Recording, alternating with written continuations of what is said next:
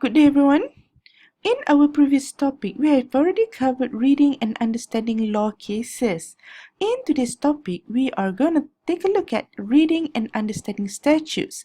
And by statutes, I mean the acts of parliament which have been legislated by the parliament. Now, let's go ahead to take a look at the whole scenario. When a statute is enacted, it is to be followed by the people. Sometimes there will be the disputing parties who are not happy with the provisions as they have their own interpretation and understanding. So when these parties dispute as to the meaning of the provisions of the statute, they will bring the matter to the court. Okay, so now the duty of the court is to interpret the actual meaning of the provisions in the statute. Okay, now the issue is what rules do the court follow in interpreting the statutes? Or in other words, now the matter before the court is to know what is the real meaning of the provisions in the statute. So there are certain rules that will need to be followed by the court. Now, the aim of the session today is to introduce to you the various rules for the courts in interpreting the legal provisions. Okay, the first one is literal rule, and then we're going to take a look at the golden rule, mischief rule, purposive rule, and then we are also going to take a look at the intrinsic aids as well as extrinsic materials to the statutes, okay, for the purpose of understanding the real meaning of the legal provisions in the statute. Now, this is very important for me to highlight the rules of the court in interpretation of the statutes, which the parts that I have already highlighted.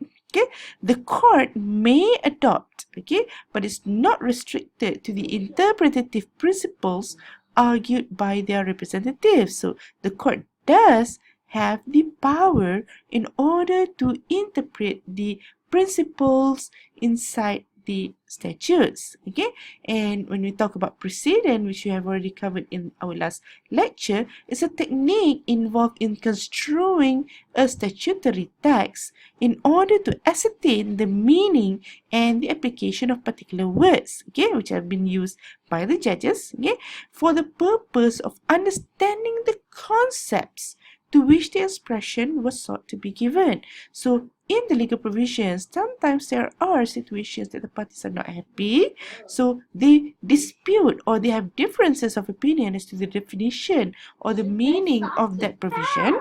So what they do is they will let the court decide.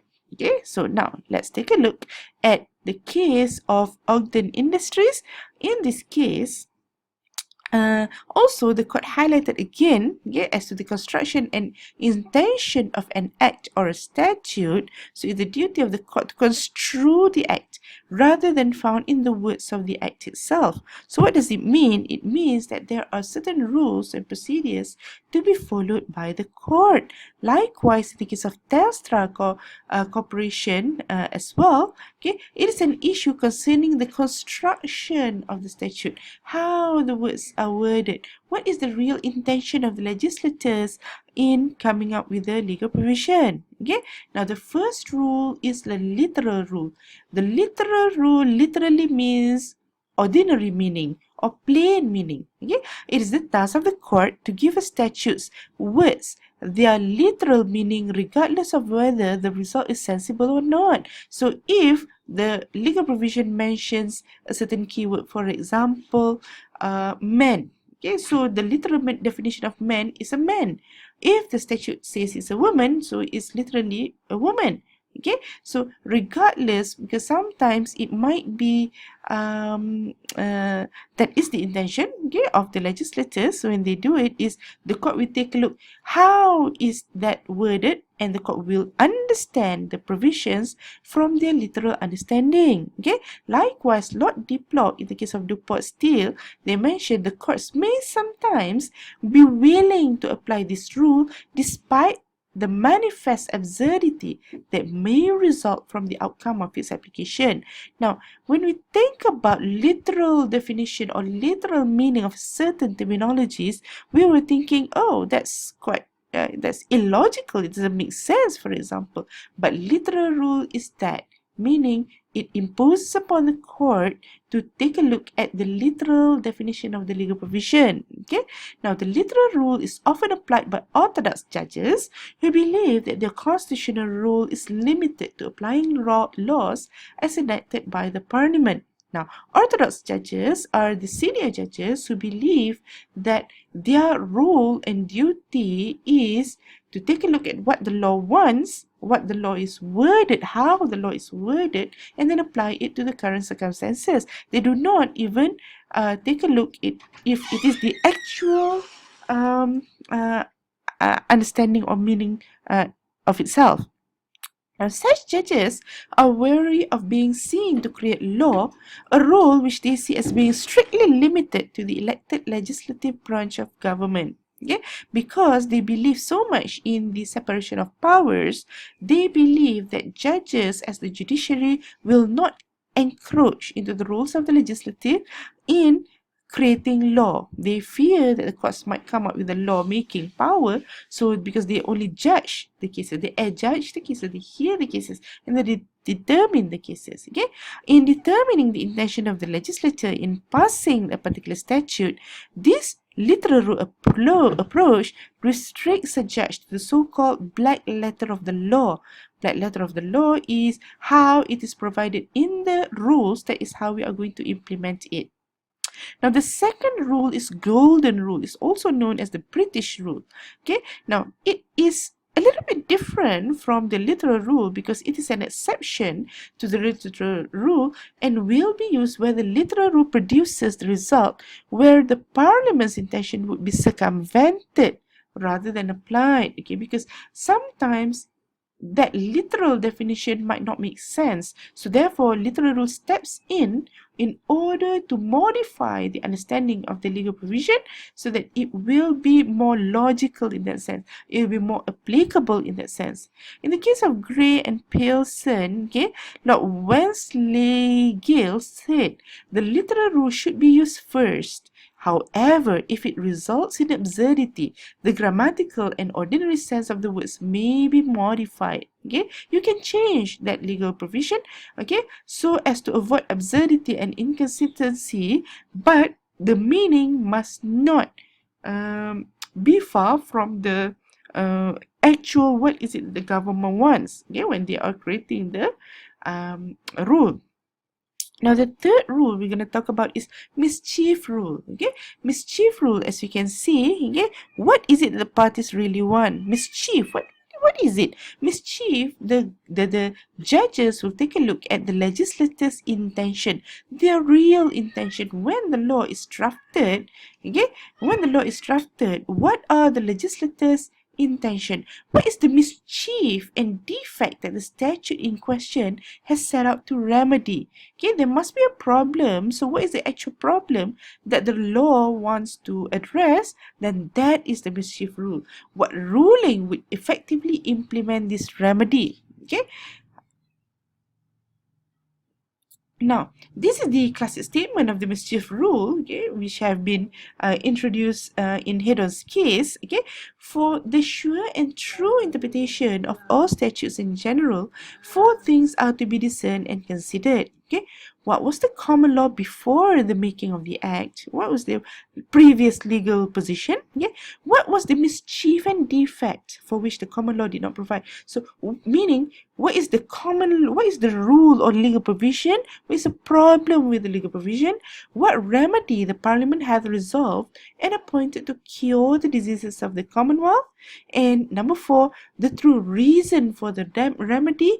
And then the office of all the judges is always to make such construction or shall suppress subtle inventions so as to show that all these are to be taken into account prior to the engagement of the mischief rule.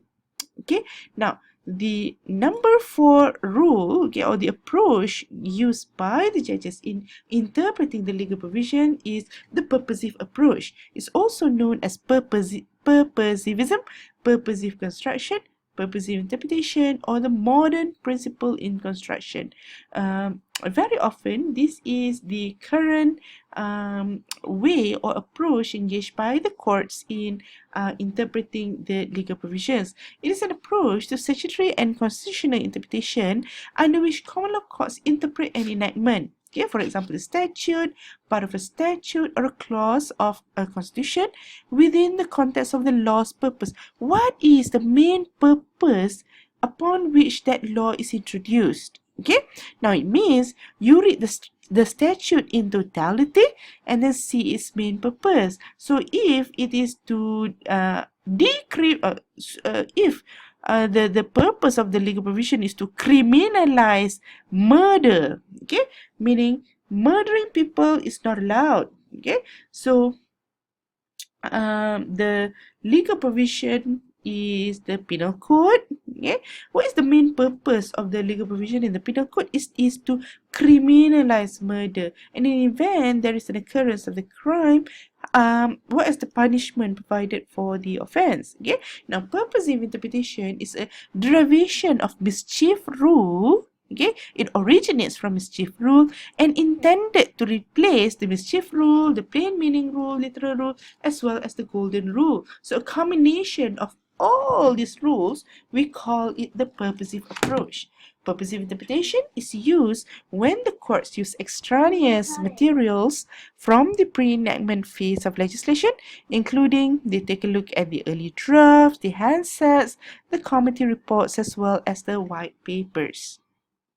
Now, apart from these 4 rules that we have already covered, let me just take a look very quickly. Okay, we have gone through literal rule, golden rule, mischief rule, and purposive approach. Now, let's take a look at the final 2 ways upon we are going to cover how to read and interpret statutes. Okay, is by way of intrinsic aids to interpretation. Intrinsic means internal, okay? Or we have a specific piece of legislation, for example, the Contracts Act. Now, what are the things contained within the statute itself? Okay? For example, we have the long and the short title. Okay? We also have the preamble. This statute is to provide for blah blah blah blah. Okay? Definition of the sections. We have definition section, for example, section 2 or section 3, which interprets certain terminologies used in the statute. Okay? We also take a look at the illustrations, because illustrations are drafted by the legislators to illustrate the application or potential scenarios of the legal provision. Okay, and then schedules to the statute. We also have the headings in order to better understand what is the intention of the legislators. Okay, now for example, and discussion purposes, we can also take a look at the Contracts Act 1950 and as well as the Computer Crimes Act 1997, because these are sample statutes that we take a look at the what is the long and short title. Maybe if you have the Contracts Act with you, you can take a look, open it and see what is the preamble, what is the definition section, what is the illustration, schedules. A lot of these are intrinsic aids to the interpretation. Apart from that, we also have extrinsic materials that are outside of the materials, okay, outside of the statute, but we also refer to law dictionary. Okay, we also have refer to the legal terminologies dictionary. Okay, for example, we also have previous statutes that we can refer to, although they have been repealed already. For example, the Islamic Banking Act or Banking and Financial Institutions Act, Central Bank of Malaysia Act. These are all the previous statutes, because now we have a new statute to replace these statutes. Okay, we also have earlier case laws. Okay, the cases which have been decided earlier, which already considered the aims and purpose of certain legal provisions as prescribed in the statutes. They are based on the principles of judicial precedent or obiter dicta, and either it's binding or authoritative. It will be very much dependent on the type of case rulings which have been decided earlier. We also have Hansard. Okay, have you ever heard of Hansard before? Hansard are parliamentary debates because when the House of Parliament, House of Senate, they sit and then they debate on a certain bill. Okay, it's a new or potential law which will be later on assented, okay, or launched for the purpose of the public. Okay, now Hansards are verbatim transcriptions or descriptions of the debate, okay, prior to the coming up of the statute itself. Okay, because of course the members of Parliament, members of the House of Senate will need to sit down in order to discuss what is the purpose of these statutes. Okay. Now, we also have the Law Commission report. We refer to the UK cases as well for the purpose of better understanding, because most of our laws, we have impartial legal provisions with the UK due to historical colonization and all. Okay, but what is most important, there are a lot of things that we can learn from the legal provisions of the UK, which could be the basis of our own statute. Okay, let's take a look at the example of how do I say this? The Evidence Act. Okay, Evidence Act, for example, it follows much of the sections in our Evidence Act is imprimateria with the Indian Evidence Act. Okay, now the last extrinsic material is the international conventions. Now, by itself, international conventions are not binding upon the member states, not binding on the people. Okay, but we take a look because the international conventions very often they provide clarification as to the purpose, or they might even share the same legal issues as what is happening in a certain jurisdictional locality. Okay, we have example like the UN Convention on the Law of the Sea, as well as the UN Convention on Cybercrime as well. Okay, so there you go. We have already covered the how to read and interpret statutes, okay, by looking into the 4 types of interpretation rules, okay, as well as we have also covered the intrinsic as well as extrinsic materials for the purpose of understanding legal statutes. Okay, thank you very much for your kind attention.